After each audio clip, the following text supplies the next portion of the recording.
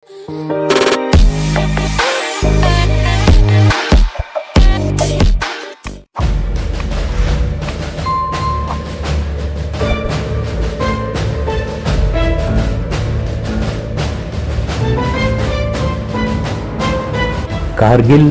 मैं फख्र से कहना चाहता हूं, गर्दन से पकड़ लिया था हमने। फिर पाकिस्तानियों ने हमको अच्छी तरह मार लगा के अपनी नाक चढ़ाने के लिए वो अपने अपने बंकरों पे निकल आए और उन्होंने छत पे आके भगड़ा किया कि अगर मां का दूध पिया है तो मार लो। और लोग इतने घबरा गए थे यहाँ पे कि किसी ने फायर नहीं।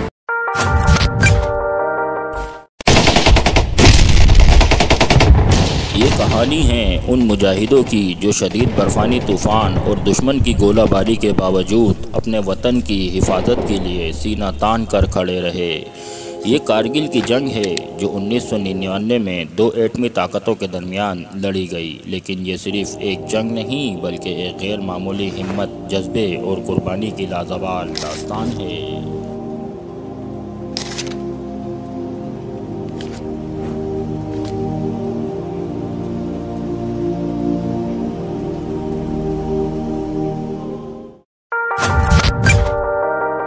कारगिल की जंग की जड़ें 1984 में सियाचिन ग्लेशियर पर भारतीय कब्जे से जुड़ी हैं।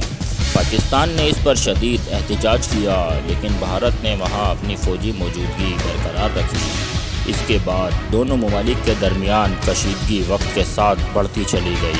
1998 में दोनों ममालिक के एटमी तजर्बात के बाद खित्ते में एक नई जंग के बाद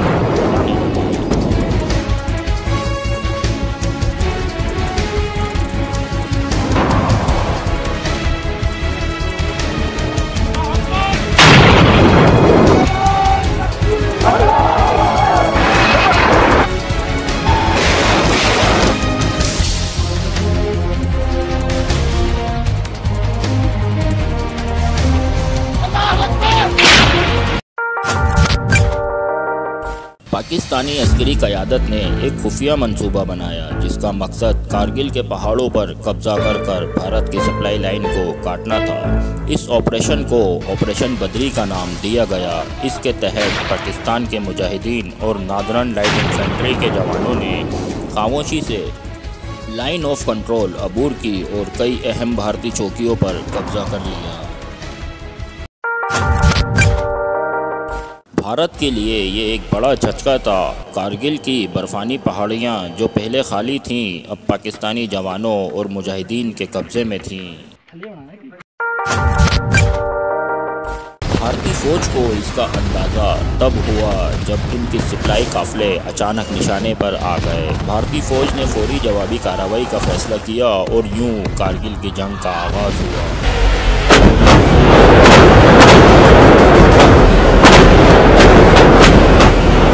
ये जंग सिर्फ हथियारों की नहीं बल्कि जज्बे और गैरत की जंग थी। पाकिस्तानी फ़ौज और मुजाहिदीन ने बहादुरी की ऐसी मिसालें कायम की जो तारीख़ में हमेशा ज़िंदा रहेंगी।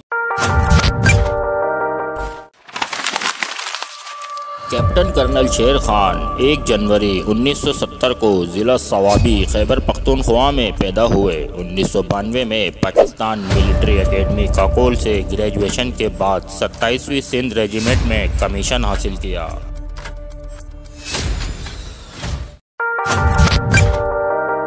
जब भारतीय फ़ौज ने भारी तोपखाने और फ़िज़ाई हमलों के ज़रिए पाकिस्तानी मोर्चों को घेरने की कोशिश की तो कैप्टन कर्नल शेर खान अपने जवानों के हमरा न सिर्फ डटे रहे बल्कि दुश्मन पर हमले भी करते रहे। जब दुश्मन ने एक बड़ा हमला किया और इनके कुछ साथी शहीद हो गए, तब भी वो हिम्मत ना हारे। वो अपनी जान की परवाह किए बगैर भारतीय बंकरों पर हमला आवर हुए और कई भारतीय फौजियों को हलाक किया। उन्होंने अपनी पोजीशन छोड़ने के बजाय दुश्मन की सरहदों तक पेशकदमी की और कई भारतीय फौजियों को मार गिराया।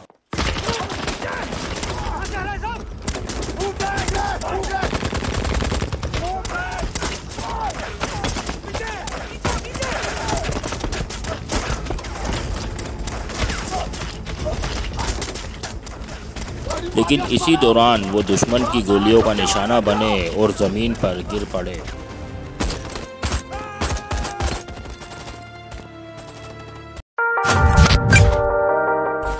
कैप्टन कर्नल शेर खान के गिरने के बाद जब एक भारतीय फौजी उनकी तलाशी लेने के लिए उनके पास बैठा तो उन्होंने उसका गला इतनी मजबूती से पकड़ा कि उसके गले की हड्डी तोड़ दी और वो फौजी वहीं हलाक हो गया। उसके बाद किसी भारतीय फौजी की 2 घंटे तक कैप्टन कर्नल शेर खान की डेड बॉडी के पास आने की हिम्मत ना हुई। भारतीय फौज के कमांडर ने खुद एतराफ़ किया कि कैप्टन कर्नल शेर खान गैर मामूली बहादुर अफसर थे। सिख वालों ने बोला सर, सिख वालों ने बोला, बड़ी बहादुरी से लड़ा। और मेरे को भी पता था कि जो मैं बार बार मैं बोल रहा था कि इसको मारो सर, यही लड़का जो था। ये स्टोरी है सर। हाँ, ओहो। सो ये जो भारतीय फौज ने इनकी बहादुरी का जिक्र करते हुए इनके जिसद खाकी को इज्जत के साथ वापस किया। पाकिस्तान ने इनकी शुजाअत के एतराफ़ में उन्हें सबसे बड़ा फौजी एजाज़ निशान हैदर अता किया, जो पाकिस्तान में सिर्फ उन सिपाहियों को दिया जाता है जिनकी बहादुरी बेमिसाल हो। कैप्टन कर्नल शेर खान शहीद की कुर्बानी पाकिस्तान की तारीख में हमेशा सुनहरी हरूफ में लिखी जाएगी और इनकी शुजाअत हर पाकिस्तानी के लिए एक मिसाल है।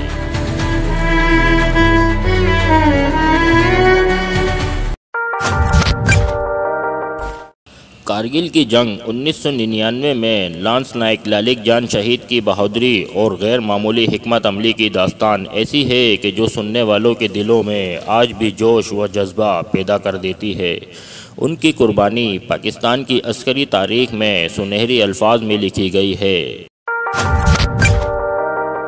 जब भारतीय फौज ने ललित जान की पोस्ट पर हमला किया तो वो इनके साथी बहादुरी से लड़े। दुश्मन की तादाद ज़्यादा थी और इनके पास भारी तोपखाने और गोला बारूद की भरमार थी, लेकिन पाकिस्तानी फ़ौजी अपनी सरजमीन का दिफा करने के लिए पुरअज़्म थे। ललित जान ने अपने मोर्चे में रहकर दुश्मन पर बेदरीग फायरिंग की।